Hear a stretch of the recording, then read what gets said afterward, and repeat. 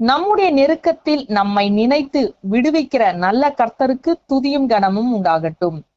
இந்த நாள் ஜெபிக்க வேண்டிய வேத வசனம் புலம்பல் 3ஆம் அதிகாரம் 19ஆம் வசனம். எட்டியும் பிச்சுமாகிய என் சிறுமையையும் என் தவிப்பையும் நினைத்தருளும். துதிப்பதற்கு சங்கீதம் 136 23ஆம் வசனம்.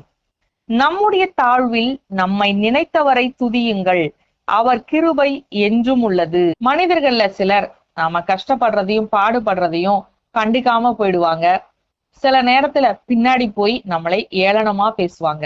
ஆனா நம்முடைய நேசராகிய கர்த்தர் நாம் தவிக்கும் பொழுதும் பாடுபடும் பொழுதும் நம்ம தூரம் நிக்கிற தேவன்ல நம்மளுக்கு நெருங்கி வந்து உதவி செய்கிற நல்ல நேசரா இருக்கிறார்.